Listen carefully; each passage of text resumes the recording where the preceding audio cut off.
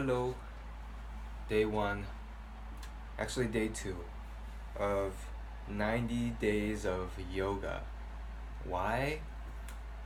Um, I my body doesn't feel well, so it's actually 90 days of yoga, or AKA 90 days of healing my body. So, yesterday was my first day. The target is June 1st, which is actually a little over 90 days because right now it's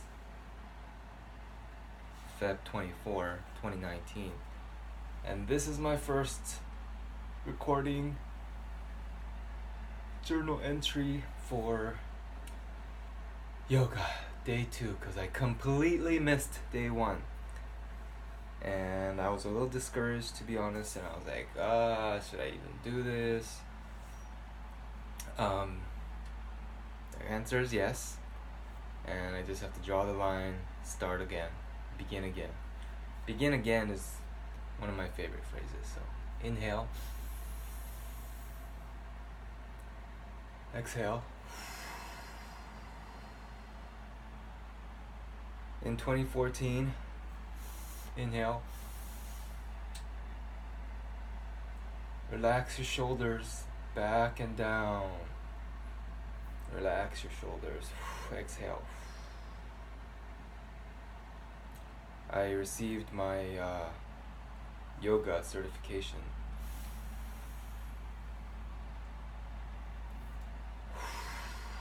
One of the key selling points, if you want to call it that, for me was that once I get my certification, it does never expire.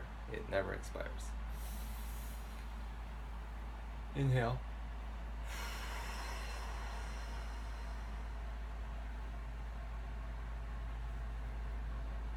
Lift your chest. This is your chest. Lift your sternum, actually, where your ribs meet in the front. That's your sternum. And point it towards the sky. 5th, inhale. Exhale. Inhale, arms wide. Shoulders back and down. Exhale. That was 6, 7. 3 more.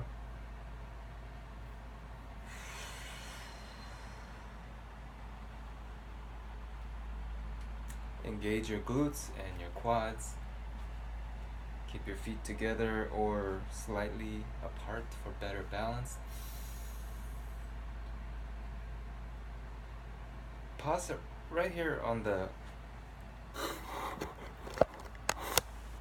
Go ahead and pause it right here on the T. Okay. And feel that.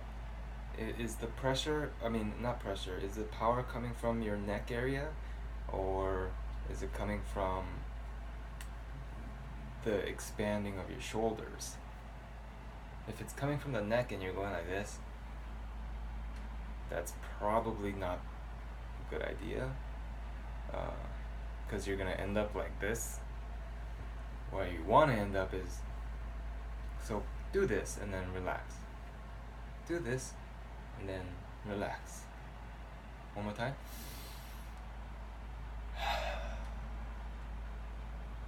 Eighth one, inhale.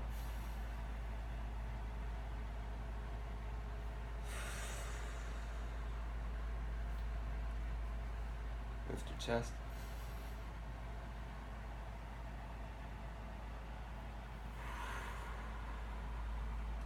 Last one, arms wide, shoulders back and down, glutes, core engaged.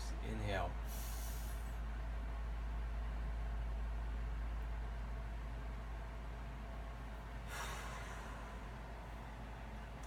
Celebrate. You did it. 10 breaths. 10 breaths.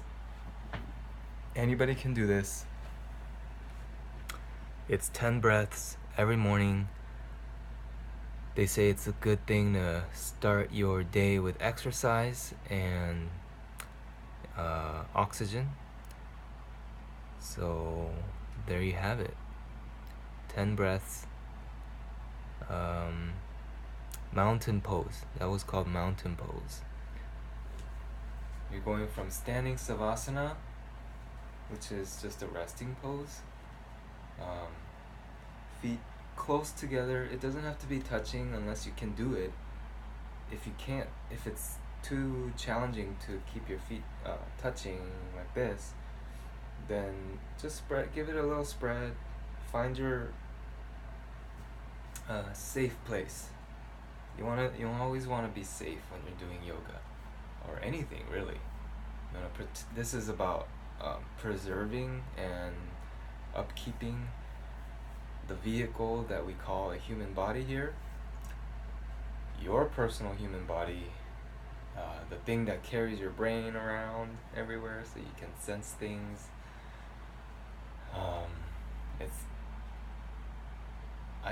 I am not my human body. I am not my brain.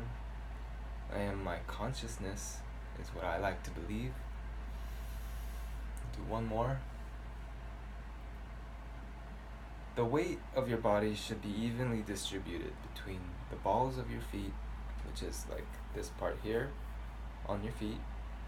Not the toes, but the balls where the toes connect to your feet. And then the heel, it should be right in the middle, the weight distribution. So equal distribution this way, and then also just check to make sure you're not just leaning on one leg. I do that sometimes. And I have to adjust myself and be like, oh, that's why my foot feels heavy. Alright, one more. Deep inhale. Engage your core. If you stick your butt out, you're not engaging your core. Engage your glutes. Inhale. A little more. Exhale.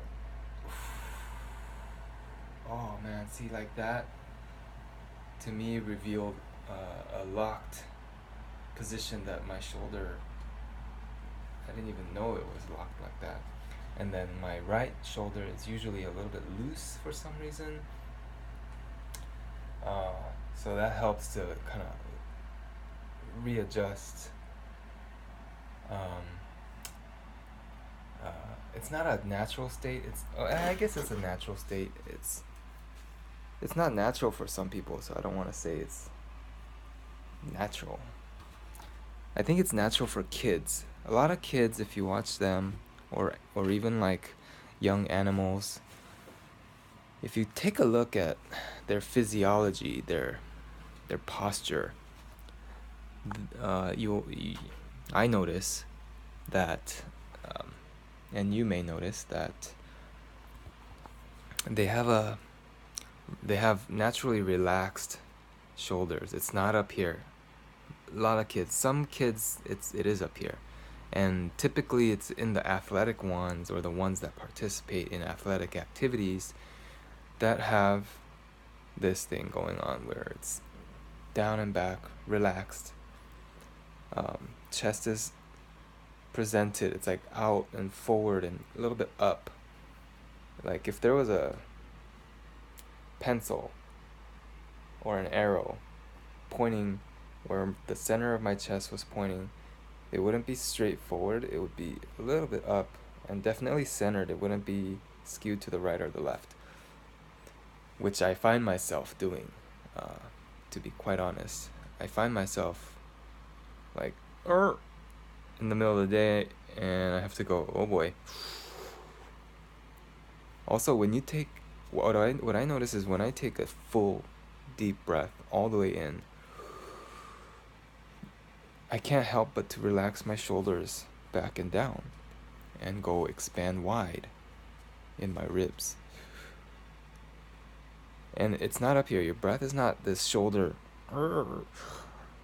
It's not that.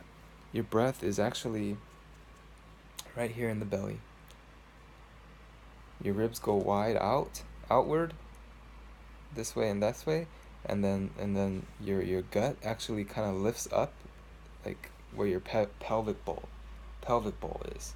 It kind of lifts up, so everything gets concentrated right here into a ball.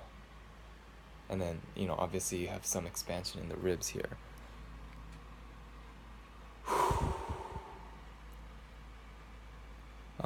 If you can't do the arms, you can actually do this thing sitting down with just your breath and concentrating on where your sternum is pointing and remembering to lift up from the pelvic bowl, just like in ballet actually. I took ballet for about 2 years while I was doing yoga teacher training, and that was like the best supplemental exercise. Yoga was the best supplemental exercise for ballet. It was also great for supplemental exercise for massage therapy. Anyways, as a practitioner, I mean. So I think that's it. Day 2 complete, and thank you for joining me. I hope you have a wonderful day. I love you. Talk to you soon. Ciao for now.